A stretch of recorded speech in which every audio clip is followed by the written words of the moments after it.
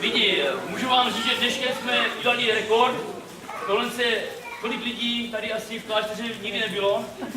Nemáme to historicky podložený, žádnýma datama, ničím, ale musím mít akorát ten nápad, že Lampovinovi průvod byl vždycky pěkná věc. Červem, jaká to byla doba, nebo co to bylo, každá to máme vzpomínky. Ti malí třeba žádný vzpomínky na to nemají, ale já jsem vám chtěl poděkovat, že v tomhle počtu jsme se tady sešli.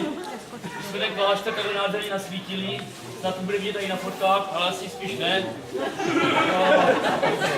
Nevím, co bych řekl, já jsem rád, že jste přišli. Teď se ubereme směrem na náměstí Míru, kde pustíme ty balónky. Máme vole technický problém. Bez jakéhokoliv nácviku jsme se pustili do akce, vole, která pro nás nebyla úspěšná.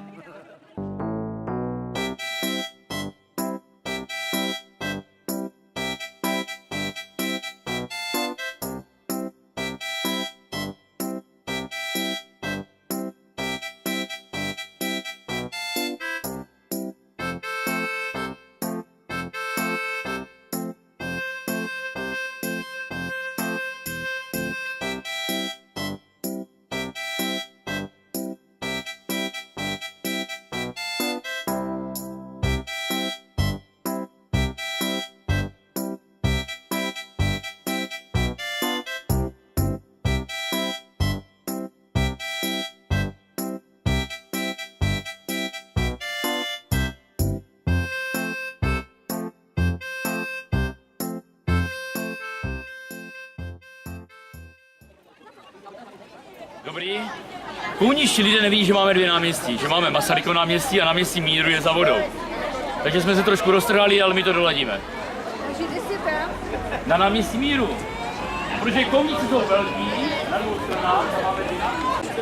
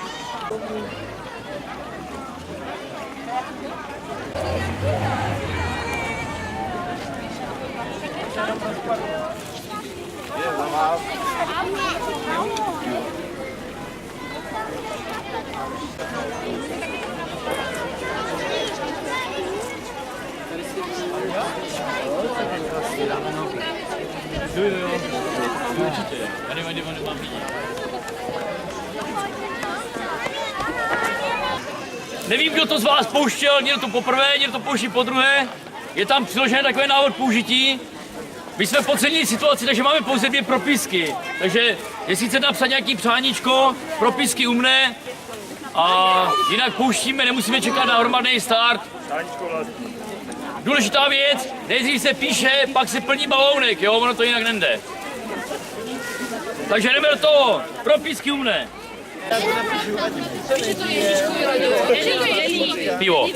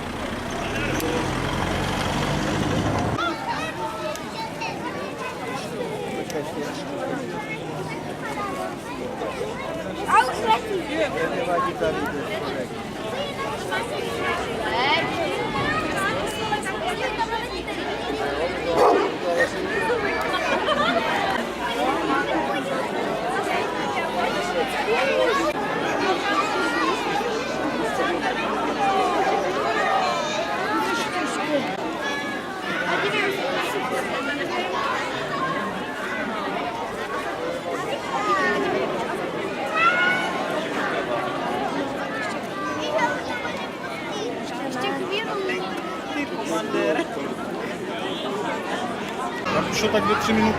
Ježišmarja, to je možná pustit už? Lukášku, dívej se nahoru. Nalevo. Tak něco. Být takový mladský, to je nafoukne jako dvoře. Macky, ty se už měl menší. To se ještě větší. Máme další letí, tady máme další letí, Karinka.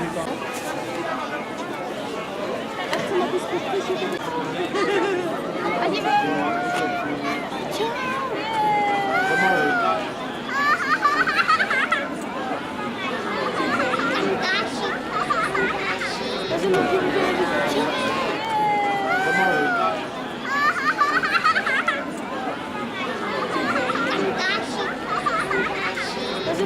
Našeho lampionového. My jsme chtěli poděkovat všem, kteří se zúčastnili našeho lampionového průvodu. Chtěli jsme ne ani tak oživit nějakou tradici, ale máme na to úplně nádherné vzpomínky z mládí, takže u nás to byl si sentiment ohledně lampionu, ne ohledně doby. Nečekali jsme tuhle účast, ale už několikrát se nám osvědčilo, že lidi se potřebují bavit a například jest na čemkoliv, které určitě letos bude mít pokračování nebo příští rok a lidi se chcou bavit a my jsme rádi, že jim můžeme poskytnout to, aby se bavili. Nápady máme a lidi chcou přijít a ta účast mluví za svoje. Vypustili jsme asi okolo 100 balónků a účast odhadujeme kolem 350 lidí. Tak zhruba.